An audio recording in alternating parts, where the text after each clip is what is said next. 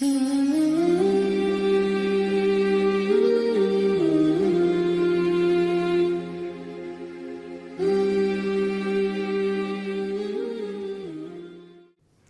اللہ الرحمن الرحیم۔ اللہم صلی علی سیدنا و مولانا محمد وبارک وسلم۔ محمد نام ہے زندگی کا، ایک حیات کا، حیات کے ایک ایسے بیانیے کا جس کی بے نظیر و بے مثال تاریخی اہمیت اس سے منسوب تمام تر سحر آفرین قوتوں کے ادراک کے باوجود پیغمبر اسلام کی شدید حد تک سرگرم زندگی کے بعض پہلوؤں سے غیر مسلم ناواقف ہیں اور مسلمان بے بہرہ ہیں۔ محمد صلی اللہ علیہ وسلم کی حیات کے اس حیات آفریں بیانیے سے زندگی میں ارتعاش پیدا ہونا ضروری ہے، اور یہ بھی کہ زندگی ہر سطح پر متحرک ہو جائے۔ اگر محمد صلی اللہ علیہ وسلم کی زندگی کا تعارف کسی انسانی زندگی کا تعارف نہ ہو کر ایک ما فوق الفطرت زندگی کا تعارف ہوگا تو ایک عام انسان کے لیے اس میں ممکن ہے کہ روحانی آسودگی موجود ہو، لیکن گوشت پوست سے بنے کمزوریوں سے عبارت انسانی زندگی کو اس میں کوئی پناہ نہ مل سکے گی۔ رسول اللہ نے مجبوری و لاچاری کے دور سے قوت و دسترس تک، گمنامی سے شہرت اور عدم اہمیت سے اہمیت لازوال تک کا یہ سفر کس طرح کیا، یہ ایک ایسی داستان ہے جس میں دکھوں، تکلیفوں، ناکامیوں، اضطراب، خوف، کامیابیوں اور مسرتوں، خوشی و غم کے مواقع پر تحمل اور حلم کا بھرپور اظہار نظر آتا ہے۔ یہ بیانیہ ایک ایسے انسان کا واضح اور انتہائی روشن اندرون بیان کرتا ہے جو آدرش اور عملیت کے درمیان، عقیدت اور سیاست کے بیچ، تیزی و تندی اور امن کے درمیان استرداد سے اعتراف و آفریں کے سفر پر مشتمل ہے۔ ناظرین، یہ چند باتیں جو میں نے آپ کے سامنے پیش کی ہیں، بنیادی طور پر اس کتاب کی مصنفہ the first Muslim the story of Muhammad, Lesley Hazleton کہ وہ تاثرات کا خلاصہ ہے جو انہوں نے اس کتاب کے مختلف مقامات پر بیان کیے ہیں۔ ایک بہت خوبصورت زبان میں لکھی گئی کتاب، اس میں محبت بھی ہے اور احترام بھی ہے، سمجھنے کی کوشش بھی ہے۔ یہ کتاب 2013 میں شائع ہوئی اور لندن کی اٹلانٹک بک نے اس کو شائع کیا۔ 320 صفحات پر مشتمل یہ کتاب ہے، 3 حصوں پر مشتمل ہے۔ پہلا حصہ اورفن یعنی یتیم کے تذکرے پر مشتمل ہے، دوسرا ایگزائل یعنی ہجرت کے تذکرے پر، اور تیسرا لیڈر یعنی قائد کے مقام تک پہنچنے کے تذکرے پر مشتمل ہے۔ ایک بڑی خوبی یہ ہے کہ ہیزلیٹن نے اس میں رسول اللہ کی سیرت کو کسی سپر ہیومن یا سپر ہیرو کی حیثیت سے پیش نہیں کیا، بلکہ ایک عام انسان کی حیثیت سے، اس کے سوشیو اکنامک جو پس منظر ہے وہاں کے حالات کا، آپ کے فیصلوں کا، آپ کے رویوں کا، اس پس منظر میں آپ کو سمجھنے کی کوشش کی ہے اور آپ کے اقدامات کو سمجھا اور پیش کیا ہے۔ ہیزلیٹن کی کتاب میرے مطالعے کی حد تک شاید یہ پہلی کتاب ہے جس نے بڑی خوبی کے ساتھ اللہ کے رسول کو ایک انسان کی حیثیت سے پیش کیا ہے، ایک ایسا انسان جیسا کہ عام انسان ہوتے ہیں۔ اور اس کا مطلب یہ ہے کہ قرآن کریم کی جو آیت اللہ کے رسول کو ڈیفائن کرتی ہے، اور بھی کئی آیتیں ہیں، چھوٹی سی ایک آیت ہے قل انما انا بشر مثلکم، یعنی کہہ دیجئے کہ میں تمہارے جیسا ایک انسان ہوں۔ اس کی ایک نئی تفسیر سامنے آتی ہے، یعنی وہ صرف دیکھنے میں انسان نہیں ہے، انسان دیکھنے میں ہم جیسے انسان نہیں ہیں، بلکہ ہر پہلو کے اعتبار سے ہم ہی جیسے انسان ہیں۔ ایک خاص واقعہ جس کے بارے میں یہ جس انداز سے ہیزلٹن نے اس کو پیش کیا اور یہ تاثر ختم کرنے کی کوشش کی ہے، وہ واقعہ ہے جو کہ اللہ کے رسول کو اس وقت پیش آیا جب آپ کے چچا ابو طالب کا انتقال ہو گیا اور بنو ہاشم کی قیادت آپ کے چچا سے ہٹ کر آپ کے دشمن دیرینہ ابو لہب کے ہاتھ میں چلی گئی، اور ابو لہب نے چند روز کے اندر پہلا قدم یہ اٹھایا کہ آپ سے وہ پروٹیکشن چھین لیا جو کہ ایک قبیلے کے فرد کو قبیلے کی طرف سے ملا ہوتا ہے۔ اس کتاب میں بڑی خوبی سے یہ بتایا گیا ہے کہ قبیلے کا پروٹیکشن ختم ہونے کا مطلب کیا ہوتا تھا اس زمانے میں۔ ارے زندگی بڑی ولنریبل ہو جاتی تھی اس شخص کی جس سے پروٹیکشن چھینا جاتا تھا۔ اللہ کے رسول کے ساتھ بھی ایسے ہی ہوا۔ یہ آپ کے گھر میں رہتے ہوئے، اندر رہتے ہوئے بھی، خانہ کعبہ میں جاتے ہوئے بھی، گلی کوچوں میں چلتے ہوئے بھی آپ پروٹیکٹڈ نہیں تھے۔ آپ پر جو واقعات ملتے ہیں یہ اسی دور کے واقعات ہیں جب کہ پروٹیکشن کم ہو گیا تھا یا ختم ہو گیا تھا۔ یہ ایک بڑی عجیب و غریب صورتحال تھی اور بڑی فکر مندی کا باعث تھی۔ ہیزلٹن کا کہنا یہ ہے، اور یہ بات سمجھ میں آتی ہے، کہ اس کی جو نزاکت تھی یہ ہٹنے کے بعد، یہ پروٹیکشن ختم ہونے کے بعد آپ کی زندگی بالکل غیر محفوظ ہو گئی تھی۔ کسی بھی وقت کوئی کچھ کر سکتا تھا اور کوئی کلیم کرنے والا نہیں تھا، کوئی پروٹیکٹ کرنے والا نہیں تھا۔ اس نزاکت کو آپ نے محسوس کیا۔ اس کتاب کی تحریر سے اس کی نزاکت کا احساس ہوتا ہے اور یہ اندازہ ہوتا ہے کہ آپ نے جو طائف کا سفر کیا اس کے بعد، اس فیصلے کے بعد، وہ بیسیکلی اس پس منظر میں تھا۔ ہم نے اب تک اس طرح پڑھا تھا کہ یہ طائف کا سفر مکے میں جو آپ کے تجربات تھے ان سے متاثر ہو کر کہ یہاں بظاہر کامیابی نہیں مل رہی تھی، آپ نے دعوتی کام کے لیے طائف کا سفر کیا۔ لیکن اس کتاب کے مطالعے سے اندازہ یہ ہوا کہ اس میں ایک بہت اہم فکر، ایک بہت اہم مسئلہ، کوئی پروٹیکٹر تلاش کرنا تھا۔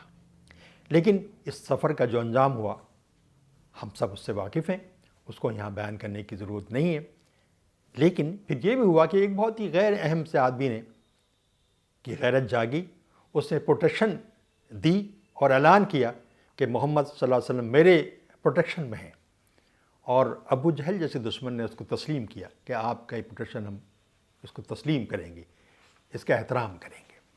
تو یہ واقعہ سننے کے بعد اور پڑھنے کے بعد ایک تو یہ کہ قرآن کی جو آیت کی ایک نئی انداز کی تفسیر سمجھ میں آئی، اور یہ محسوس ہوا کہ اللہ کے رسول آپ مضطرب بھی ہوتے تھے عام انسانوں کی طرح، دل شکستہ بھی ہوتے تھے، خوف بھی آتا تھا، بے چارگی اور بے عزتی بھی محسوس کرتے تھے، روتے بھی تھے، آپ پریشان بھی ہوتے تھے، دھوکہ بھی کھا جاتے تھے، آپ کو بھوک بھی ستاتی تھی، حسن سے بھی متاثر ہوتے تھے، ناراض بھی ہوتے تھے، آپ پر شہوت بھی طاری ہوتی تھی، ضروریات پوری کرنے کے لیے قرضہ بھی لیتے تھے، اور قرضے کی ادائیگی میں اگر تاخیر ہو تو نادہندگی کے جو طعنے تھے وہ بھی سنتے تھے، بےعزتی برداشت کرتے تھے۔ یہ تمام واقعات تاریخ سے ثابت ہیں، ایسا ہوا ہے۔ تو یہ سب سننے کے بعد، یہ سب پڑھنے کے بعد اندازہ ہوا کہ رسول اللہ صلی اللہ علیہ وسلم یعنی بشر ان تمام حیثیتوں میں بشر تھے اور وہ تمام چیزیں محسوس کرتے تھے۔ اب بھی سمجھ میں آیا کہ وہ جو ظلم اور ستم جب آپ نے برداشت کیا ہوگا تو آپ پر کیا گزری ہوگی۔ تو اس بیانیے کے نتیجے میں اللہ کے رسول کی یہ حیثیت بہت ابھر کے سامنے آتی ہے، اور میرا خیال ہے یہ لکھنے کے انداز کا اور واقعات کو خاص ترتیب سے پیش کرنے کا کمال ہے کہ یہ حیثیت آپ کی واضح ہوتی ہے۔ یہ ایک پہلو تھا جس سے میں بہت متاثر ہوا ہوں اس کتاب کے۔ دوسرا ایک پہلو یہ ہے کہ حضرت خدیجہ رضی اللہ عنہ ام المومنین کا جو کردار ہے، خاص طور سے اس وقت جب کہ آپ صلی اللہ علیہ وسلم وحی کے تجربے سے گزرے تھے، تو جس دہشت کا آپ شکار ہوئے تھے، جس خوف کا آپ شکار ہوئے تھے، اس دہشت اور خوف کے عالم میں اللہ کے رسول کو پناہ دینا، آپ کا حصار بن جانا، یہ مقام تھا حضرت خدیجہ کا۔ حضرت خدیجہ اس پورے واقعے کی واحد گواہ ہیں، جس میں آنے والے آخری رسول کو باقاعدہ آپ نے پروٹیکٹ کیا، آپ نے جذباتی پروٹیکشن دیا ان کو، اللہ کے رسول کو۔ بڑا احسان ہے، یہ بڑا احسان ہے، بڑا مقام ہے حضرت خدیجہ کا۔ اور طبیعی چاہی کہ حضرت خدیجہ کے بارے میں کچھ اور معلومات حاصل ہو سکتی ہیں۔ حضرت عائشہ پر کام تو ہوا ہے، تحقیقی کتابیں لکھی گئی ہیں، لیکن مجھے نہیں معلوم کہ حضرت خدیجہ پہ بھی کوئی لکھا گیا ہے یا نہیں لکھا گیا۔ تو آپ یہ سمجھیے کہ حضرت خدیجہ کا معاملہ بڑا گویا اس اعتبار سے بہت بلند ہے، اور یہ جو حضرت نے لکھا ہے کہ آپ کی جو نکاح ہوا تھا، وہ نکاح کوئی میرج آف کنوینئنس نہیں تھی، لیکن ایک یونیک میرج تھی۔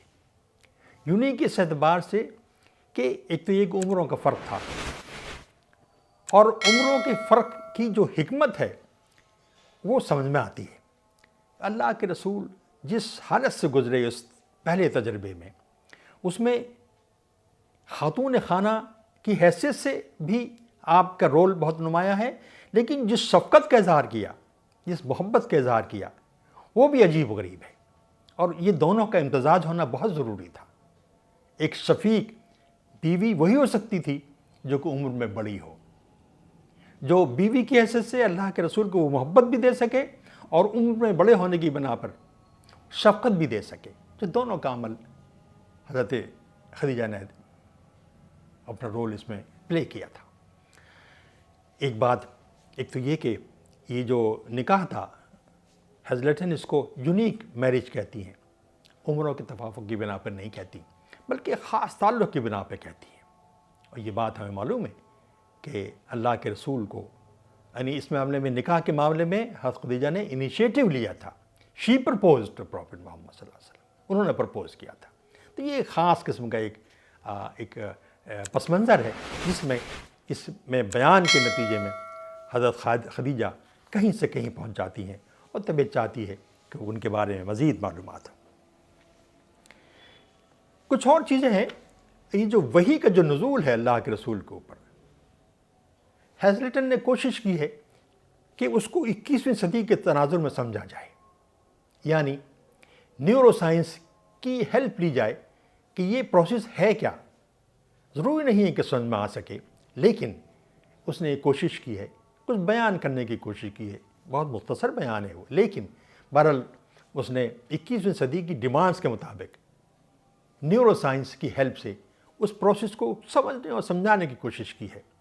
اور کمال یہ ہے کہ سمجھنے اور سمجھانے میں اللہ کے رسول کا جو مقام ہے، آپ کا جو عزت و احترام ہے، اس نے برقرار رکھا ہے۔ ایسا لگتا ہے کہ اس کے دل میں اللہ کے رسول کی بڑی اہمیت ہے، بڑی محبت ہے۔ گو کہ یہ کوئی ایسی اطلاع تو نہیں ہے ہمارے پاس کہ اس نے دین قبول کیا ہو، لیکن دلوں کا حال اللہ جانتا ہے۔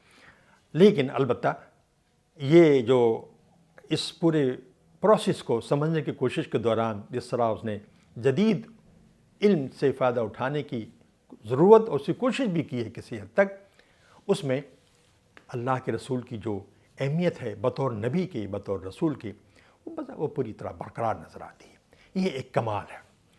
یہ چند پہلو ہیں اس کتاب کے جو اس کتاب کو ایک بڑی کتاب بنا دیتے ہیں۔ ایک آخری پہلو جو میرے خیال میں شاید منفی پہلو ہے، اس کا اظہار کرنا بھی یہاں ضروری ہے۔ یہ جو جب اللہ کے رسول نے دعوت کا آغاز ہی کیا تھا، تو ہم سب جانتے ہیں کہ اللہ کے رسول نے اپنے خاندان کے لوگوں کو بلایا، دعوت دی اور بتایا کہ میرا پیغام یہ ہے، میں یہ چاہتا ہوں۔ پہلی نشست ہوئی تو اس میں ابو لہب نے بڑے غصے کا اظہار کیا اور چلا گیا۔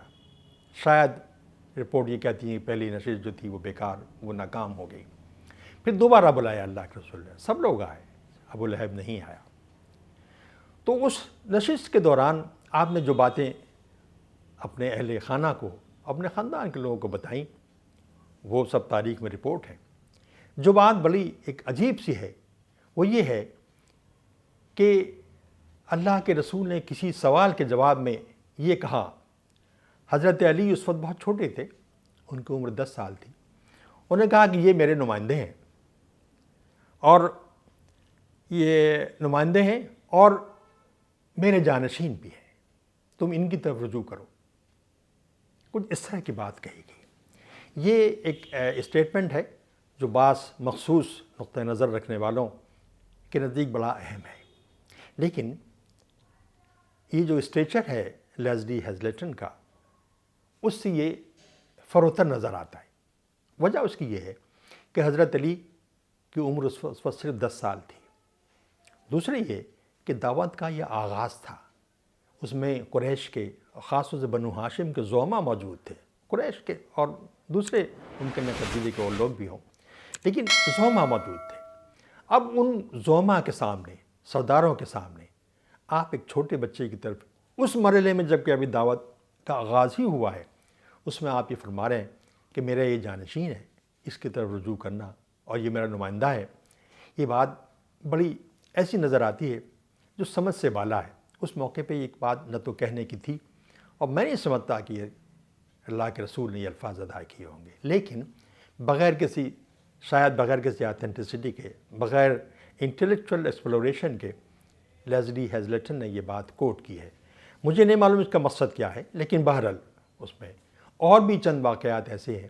مثال کے طور پر وہ جو مدنی دور میں جو نجرانی عیسائیوں کا جو ڈیلیگیشن اللہ کے رسول سے ملنے آیا تھا، اس کے کنیکشن میں ایک ایسا واقعہ بھی بیان کیا ہے جو اور جگہ بھی کوٹ ہوا ہے کہ اللہ کے رسول نے حضرت فاطمہ، حضرت علی اور حسن و حسین رضی اللہ تعالیٰ عنہ کو ایک ساتھ اکٹھا کیا، ایک چادر میں چادر ڈالی اور کہا کہ یہ میرے اہل بیت ہیں۔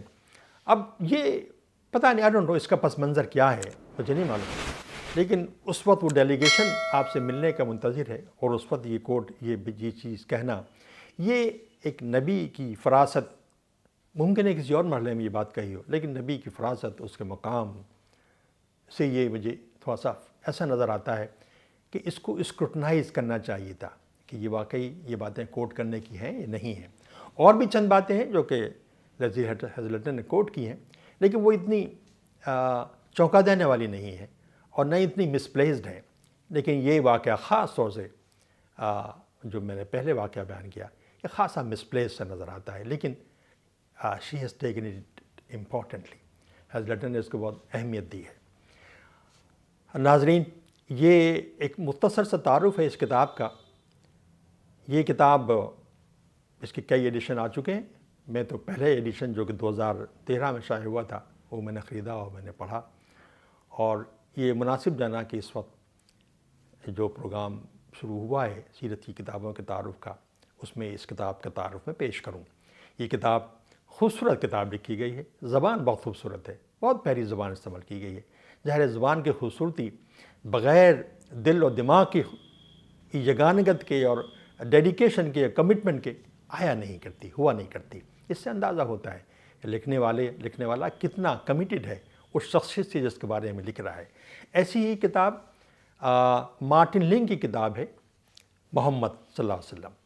وہ مارٹن لنگ تو خیر نون مسلمان ہیں، اور صوفی جو صوفی تصوف کا جو سلسلہ ہے اس سے بڑی گہری وابستگی ہے۔